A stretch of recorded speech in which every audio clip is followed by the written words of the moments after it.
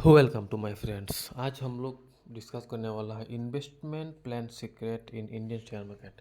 मतलब Indian share market में आपको मेरे को कैसे इन्वेस्टमेंट करना है, पोर्टफोलियो को कैसे बनाना है। अगर आपने ये वीडियो पूरा देख लिया तो आपको ज़िंदगी में कभी भी चार्ट देखने का ज़रूरत नहीं पड़ेगा, ऑप्शन चेन देखने का ज़रूरत नहीं पड़ेगा। ये वीडियो उन लोगों के लिए है जिन लोगों के पास कोई भी शेयर मार्केट का नॉलेज नहीं है, पहली बात। दूसरी बात, जो लोग मतलब टाइम देना नहीं पाते, तो एम्प्लॉयड लोग के लिए है। जो लोग शेयर में मार्केट में बहुत सारा नॉलेज से एक्सपर्ट है, उन लोगों के लिए तो और बहुत बेहतर रहेगा ये वीडियो। तो ये वीडियो स्किप नहीं करके पूरा देखने का कोशिश कीजिएगा, आपका ज़िंदगी बदल जाएगा। ठीक है, तो अभी हम लोग डिस्कस शुरू करते हैं। पहली बात, इन्वेस्टमेंट्स प्लान में करने से पहले आपको ये डर हमेशा हमारा रहता है, हमें इन्वेस्टमेंट कैसे करना है। तो इन्वेस्टमेंट के साथ रिस्क फैक्टर बहुत इम्पोर्टेंट है। तो ये रिस्क फैक्टर के लिए शेयर मार्केट में लोग आना नहीं चाहते हैं। तो रिस्क फैक्टर को डिफाइन कैसे करेंगे? तो रिस्क फैक्टर का जो फैक्टर है वो मनी मैनेजमेंट का अंदर आता है। तो मनी मैनेजमेंट हम समझेंगे, मनी को अगर अपना पैसा को प्रॉपर तरीके से मैनेज करके इन्वेस्ट करेंगे ना, तो एक बढ़िया सा पोर्टफोलियो बन जाएगा। जो पोर्टफोलियो आपका ज़िंदगी बदल देगा, आपका फैमिली का, बच्चे का फ्यूचर सिक्योर्ड रहेगा। तो हर कोई चाहता है सिक्योर्ड इन्वेस्टमेंट प्लान। तो हमारा ये इन्वेस्टमेंट प्लान जो है ना, वो पूरा 100% सिक्योर्ड है। आप अपना दिमाग से सोचिए, सिर्फ मैं कह रहा हूँ ऐसा नहीं, आपको भी समझना चाहिए। ठीक है, तो मनी मैनेजमेंट के पहले एक बात आ, मालूम होना बहुत ज़रूरी है। पहले बात, आपके पास के कितना पैसा है, आपका सोर्स ऑफ इनकम क्या है। जैसे कुछ लोगों के पास कैश कैपिटल रहता है, कुछ लोगों के पास क्या होता है, सैलरी रहता है, वो लोग महीने में सैलरी मिलते हैं। तो मिलने के बाद एसआईपी करते हैं, म्यूचुअल फंड में इन्वेस्ट करते हैं, कुछ लोग स्टॉक में इन्वेस्ट करते हैं। तो हमारा इन्वेस्टमेंट प्लान में हम लोग क्या करेंगे, शेयर मार्केट में डायरेक्ट स्टॉक खरीदेंगे। ठीक है, तो वो अपना कैपिटल के हिसाब से करना पड़ेगा। अगर आपके पास कैपिटल 10 लाख है तो आप एक साथ में 10 लाख इन्वेस्ट करना बेवकूफ़ी होगा। इसलिए अगर आपके पास 10 लाख को आप क्या करिए, पहले से 50,000 पैसा को आप सेपरेट करके अपना ब्रोकर जो भी है, एंजल ब्रोकिंग या ज़ीरोधा में, जहाँ पे भी आपका पसंद है वहाँ पे इन्वेस्ट करना पड़ेगा। इन्वेस्ट मतलब ऐड करना पड़ेगा, ऐड करके सिर्फ 50,000 से आपको शुरू करना पड़ेगा अगर आपके पास 10 लाख कैपिटल है। अगर आप सैलरीड हो तो आपको, अगर सैलरी आपका हिसाब से अगर 50,000 मिलते हैं तो आप अपना 50,000 से सिर्फ 1,000 से शुरू करना पड़ेगा आपको। अगर 100% सिक्योर्ड इन्वेस्टमेंट प्लान में अगर आप काम करना चाहते हो तो तो कुछ चीज़ें, सपोज़ आपको कुछ नॉलेज नहीं है शेयर मार्केट का ऊपर, तो आपको कैसे इन्वेस्ट करना है। ठीक है, कुछ चीज़ें सबको मालूम है। जैसे हमारा इंडियन शेयर मार्केट में कुछ स्टॉक है, हैवी वेटेज है, इसके बाद ग्रोइंग स्टॉक है। तो पहला कंडीशन क्या, हमें निफ्टी 50 का स्टॉक सिलेक्ट करना पड़ेगा। निफ्टी 50 का अंदर का जैसे सेक्टर वाइज है, ऑटो सेक्टर है, इसके बाद आके बैंकिंग सेक्टर, आईटी सेक्टर। तो मेरा हिसाब में पहला होना चाहिए आपका आईटी सेक्टर का हैवी वेटेज स्टॉक, क्योंकि अभी का जो स्टेज चल रहा है वो तो डिजिटलाइज स्टेज चल रहा है। इसके साथ साथ अभी एआई, आर्टिफिशियल इंटेलिजेंस का मार्केटिंग शुरू हो गया। तो इन्फोसिस चलेगा, क्योंकि इन्फोसिस है निफ्टी 50 के अंदर। इन आईटी में सबसे हैवी वेटेज स्टॉक इन्फोसिस है। तो इन्फोसिस आपका लिस्ट का पहला स्टॉक होना चाहिए। दूसरा में जाएंगे बैंकिंग सेक्टर में। बैंकिंग सेक्टर में अगर आपको रखना है तो एच बैंक बेस्ट है, क्योंकि H bank heavy weightage stock है। हमारा कंडीशन क्या है, स्टॉक जो है वो हैवी वेटेज होना चाहिए, उसका मार्केट कैपिटलाइजेशन 1 लाख करोड़ से भी ज़्यादा होना चाहिए। तो ये सब क्राइटेरिया एच बैंक इन्फोसिस में फिट होता है। तो तीसरा में आएंगे हम मोटर सेक्टर, ऑटो सेक्टर में अगर सिलेक्ट करना है तो बजाज ऑटो कम थोड़ा कम में मिल रहा है तो उसी ये बजाज ऑटो को सिलेक्ट करना चाहिए। चौथा में आएंगे तो Reliance industries, heavy weight stock in Nifty 50, Nifty का सबसे वेट स्टॉक है निफ्टी रिलायंस इंडस्ट्रीज़, ठीक है। तो ये स्टॉक आपका मतलब सिलेक्शन में रहना पड़ेगा। चौथा में हम जाएंगे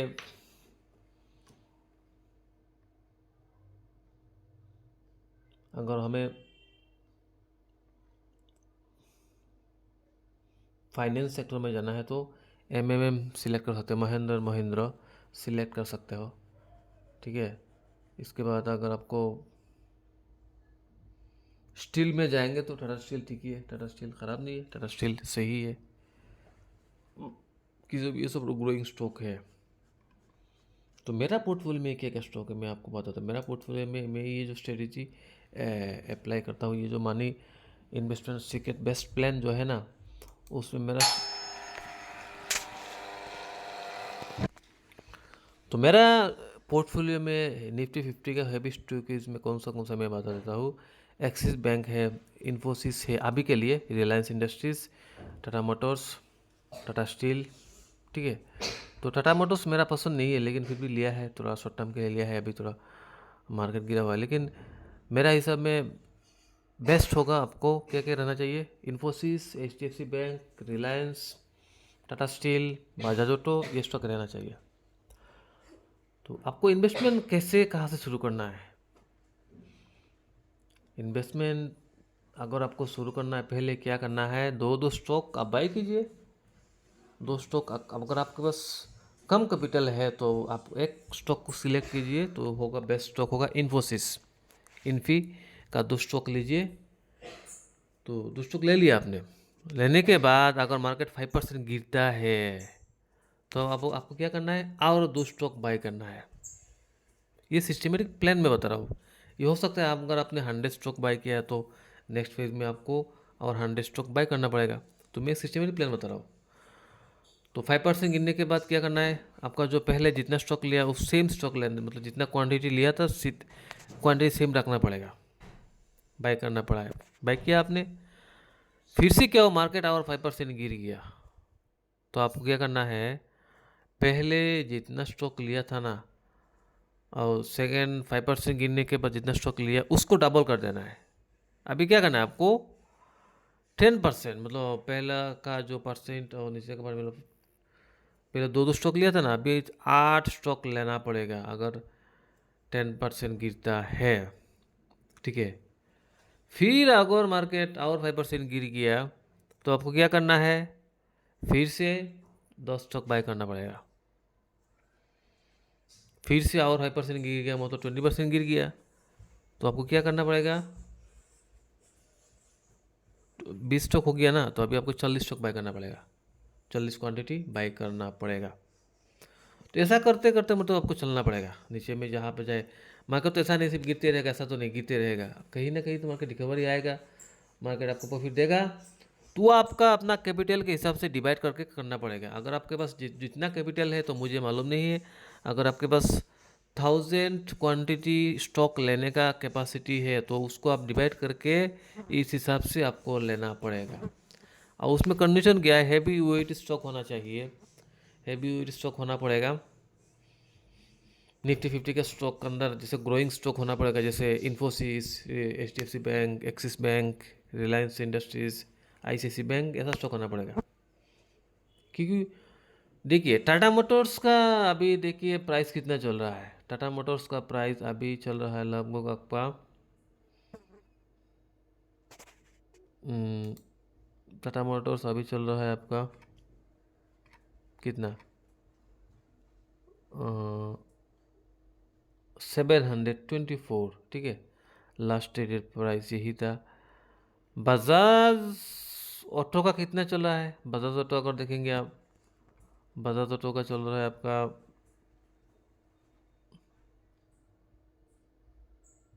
8000 से भी ज़्यादा। मारुति का कितना चल रहा है, 10,000 से भी ज़्यादा।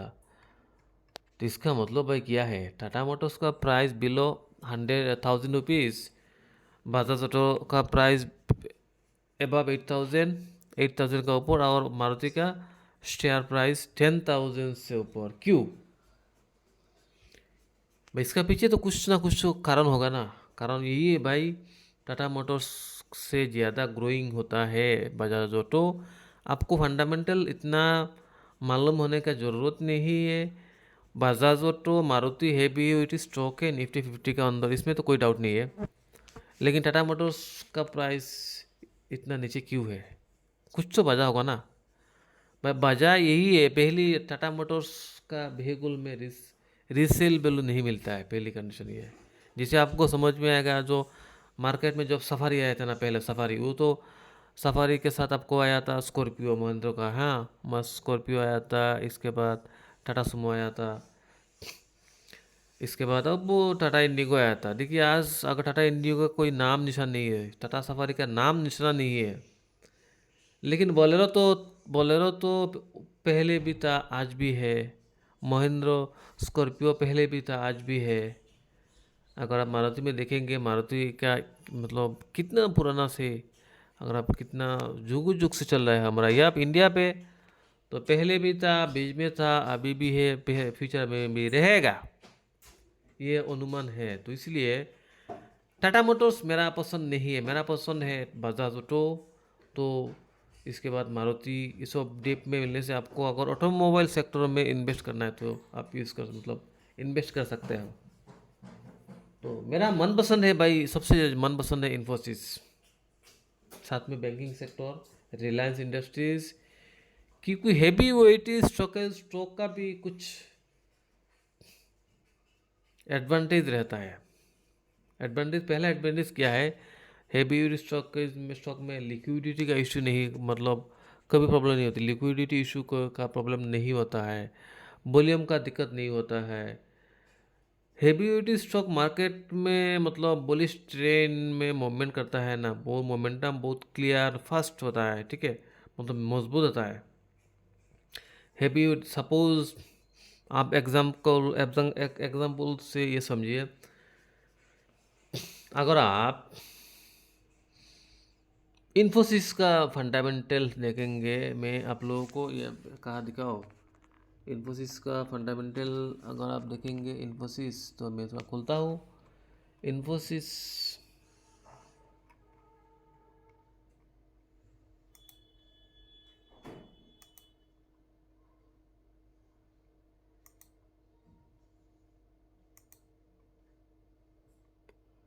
इन्फोसिस का अगर आप फंडामेंटल देखेंगे तो बहुत स्ट्रॉन्ग, 1 लाख करोड़ से भी ज़्यादा मार्केट कैपिटलाइजेशन है। पहली बात, हेवी वेट स्टॉक में डिविडेंड बढ़िया मिलता है, डिविडेंड मतलब अच्छा खासा मिलता है, अच्छा खासा डिविडेंड मिलता है हर साल में, ये तो 4 बार मिलता है, 4 क्वार्टर में 4 बार मिलता है।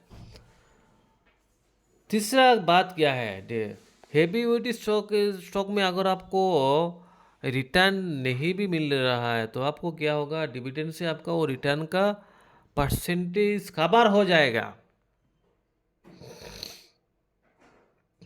तो इसलिए जो लोग Nifty bank Nifty option buying पे या सेलिंग पे बहुत नुकसान कर चुका है, तो आप लोगों को मेरा यही सलाह रहेगा, आप लोग इन्वेस्टमेंट प्लान में घुस जाइए, धीरे धीरे इन्वेस्टमेंट करना शुरू कीजिए, अपना लाइफ फिर से जगह में आ जाएगा जहाँ से आपको डिस्ट्रॉय होना शुरू किया है था आपने।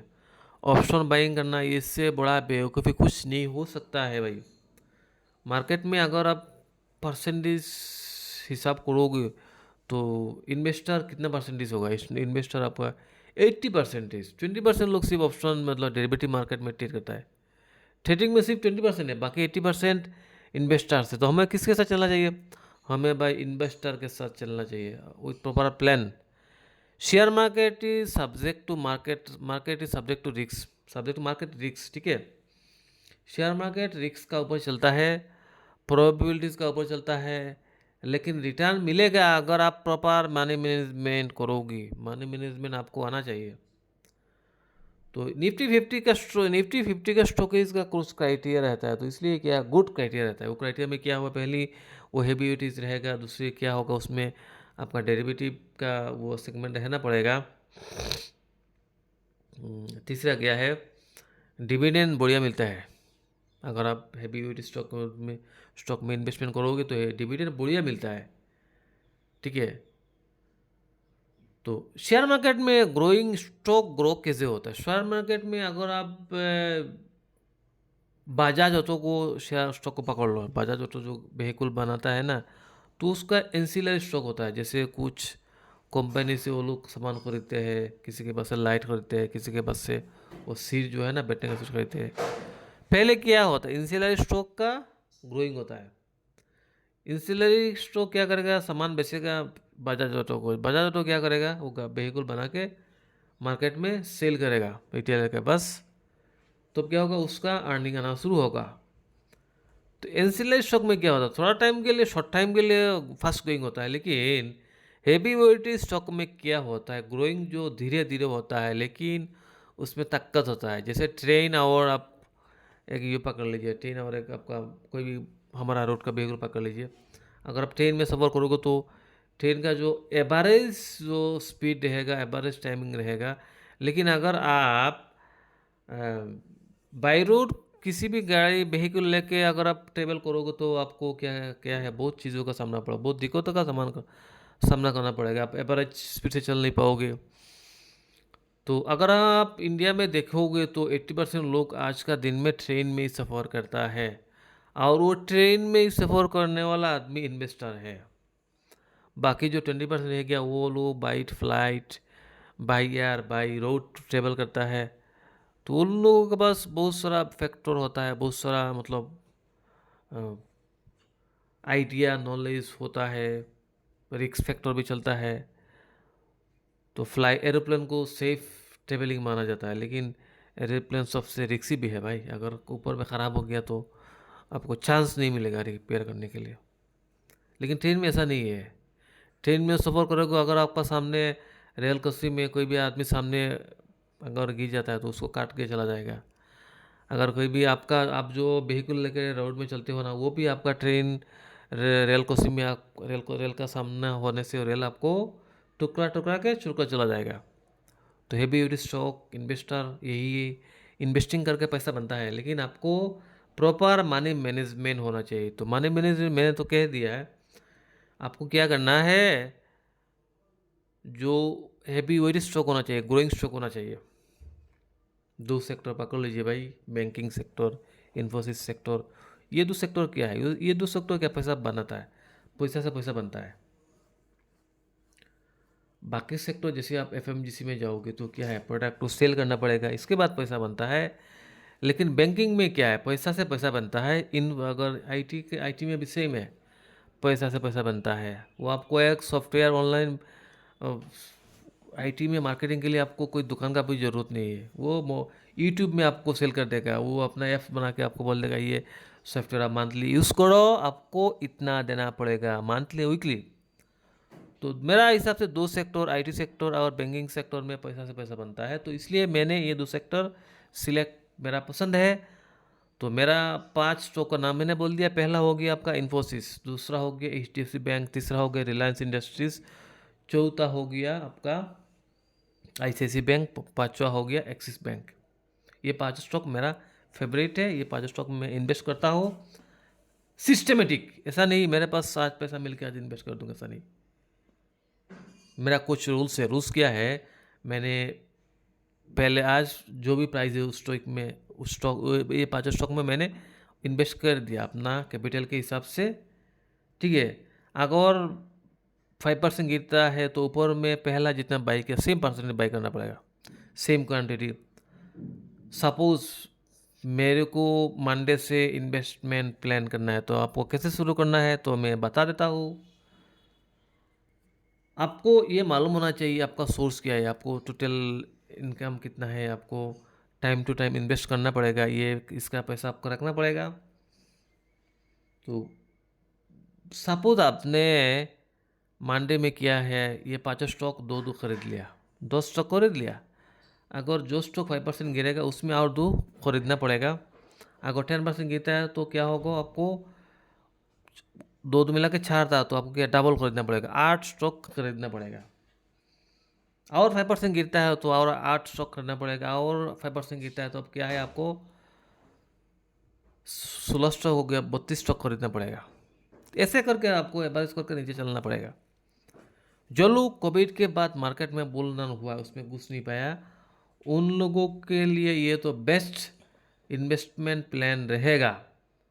और ये इन्वेस्टमेंट प्लान में पैसा बनेगा, लेकिन आपको सिस्टम मालूम होना चाहिए। ठीक है, अगर आप सिर्फ इन्वेस्ट कर रहे हो तो ऐसा नहीं होगा, आपको सिस्टमेटिक प्लान करना पड़ेगा।